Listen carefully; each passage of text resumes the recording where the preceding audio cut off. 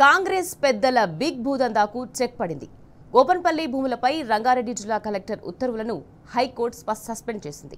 ఉద్యోగులకు దక్కాల్సిన భూముల్లో అక్రమ లేఅవుట్ చేసి కొల్లగొట్టేందుకు కొందరు పెద్దలు చేస్తున్న కుట్రలకు ఎట్టకేలకు బ్రేక్ పడింది. భూములను నిషేధిత జాబితా నుంచి తొలగించాలంటూ కలెక్టర్ జారీ చేసిన ఉత్తర్వులను నిలుపుదల చేసింది. భూములను కొల్లగొట్టేందుకు ప్రభుత్వ పెద్దలు వేసిన వ్యూహం బెడిసికొట్టింది.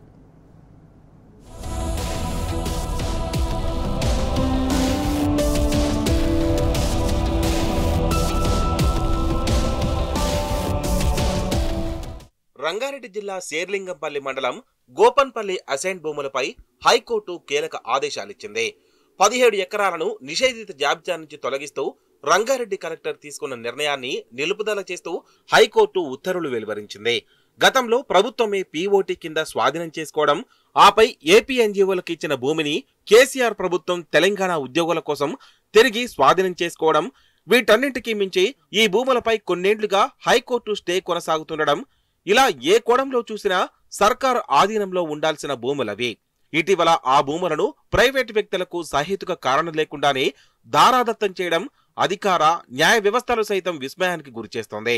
కోర్టు స్టే ఇవ్వడంతో తాత్కాలికంగా ఉపశమనం లభించినా ఆ భూముల్ని ప్రైవేటు వ్యక్తుల చెర నుంచి విడిపించే వరకు తమ ఆందోళన కొనసాగుతోందని భాగ్యనగర్ టీఎన్జీఓలు స్పష్టం చేస్తున్నారు. సర్వే నెంబర్ 36, 37లోని 189.11 ఎకరాల ప్రభుత్వ భూమిని ప్రైవేటుకు దారాదత్తం చేసిన ఎపిసోడ్ మరిన్ని కీలక మలుపులు తిరిగే అవకాశం ఉంది. వేల కోట్ల విలువైన భూముల్ని ప్రభుత్వ పెద్దలు కొందరు కొల్లగొట్టేందుకు వేసిన వ్యూహం ప్రస్తుతానికి బెడిసికొట్టింది.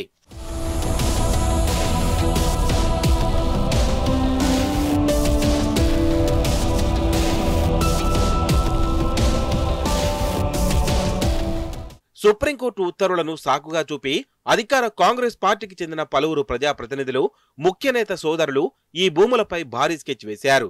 ప్రధానంగా కాంగ్రెస్ పార్టీకి చెందిన ఒక సీనియర్ నేత తనయుడు ఎంపీ ఏకంగా 70 ఎకరాలపై గురిపెట్టి శ్రీకారం చుట్టిన ఈ బిగ్ భూదందాలో రంగారెడ్డి జిల్లా కలెక్టర్తో పాటు ఇతర రెవెన్యూ అధికారుల పాత్రపై పెద్ద ఎత్తున విమర్శలు వచ్చాయి. మాదేం లేదు, అంతా పైనుంచి అనే ఒక్క నినాదంతో మొదటి దశలోనే 91 ఎకరాలను చేతులు మార్చేందుకు అధికారులు అన్ని రకాల ప్రొసీడింగ్స్, ఇతర శాఖలకు పంపే లేఖలను సిద్ధం చేసుకున్నారు. ఈ ప్లాన్ విజయవంతంగా అమలైతే మిగిలిన 100 ఎకరాలను సైతం వివిధ శాఖలతో పప్పు బెల్లంలా పంచుకునే యోచన కూడా ఉందనే ప్రచారం జరిగింది.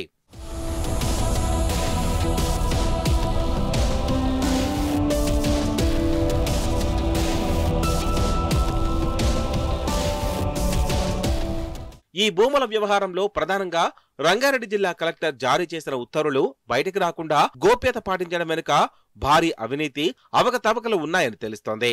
ఒకే నెంబరుపై 2 వేర్వేరు ఉత్తర్వులు సైతం జారీ అయ్యాయంటే అధికార దుర్వినియోగం ఏ స్థాయిలో చోటు చేసుకుందో అర్థం చేసుకోవచ్చు. ఎలాంటి సహేతుకమైన కారణాలు, ఆధారాలు లేకుండానే కలెక్టర్ ఉత్తర్వులు ఇవ్వడం, దానిని అడ్డం పెట్టుకుని వినాయక నగర్ హౌసింగ్ సొసైటీ ముసుగులో భూమిని స్వాధీనం చేసుకున్న ప్రైవేటు వ్యక్తులు అందరి కండ్ల ముందే అక్రమ లేఅవుట్ ను రూపొందించారు. కంటైనర్లను వేసి 100 ఫీట్ల రహదారిని నిర్మించారు. దీంతో తెలంగాణ ఉద్యోగుల జేఏసీ సహకారంతో భాగ్యనగర్ టీఎన్జీఓ ముంచుకొచ్చిన ముప్పును గుర్తించి ప్రత్యక్ష కార్యాచరణకు దిగింది. సర్వే నెంబర్ 36లో మా భూమి మాకు కావాలే అంటూ ఆందోళనకు శ్రీకారం చుట్టింది. నెల రోజులుగా వెనక్కి తగ్గకుండా ఉద్యోగులు నిరసన వ్యక్తం చేస్తున్నారు. ఇదే సమయంలో ప్రభుత్వ ప్రధాన కార్యదర్శి నుంచి వివిధ స్థాయిల్లో అధికారులకు ఉద్యోగుల జేఏసీ ఫిర్యాదు చేసింది. అయినా అధికారిక బరితెగింపును ఎవరూ అడ్డుకోలేదు. కేవలం ప్రేక్షక పాత్ర వహించారు.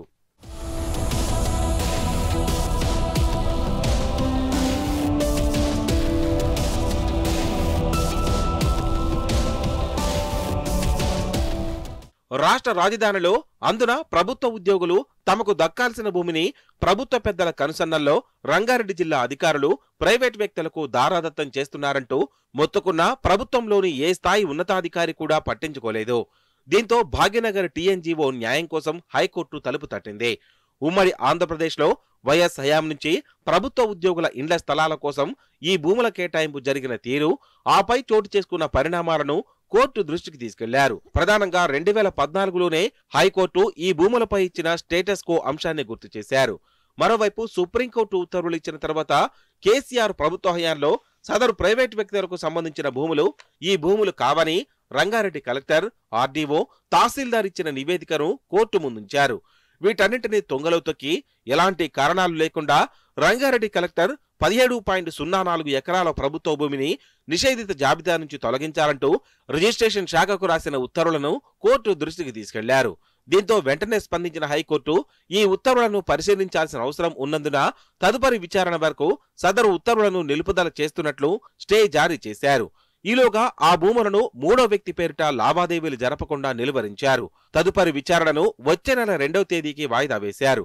ఈ తాత్కాలిక ఉపశమనం కాకుండా తాము గతంలో అధికారికంగా వేసిన 142.15 ఎకరాలను పరిరక్షించుకోవడమే తమ బాధ్యత అని భాగ్యనగర్ టీఎన్జీఓ స్పష్టం చేసింది.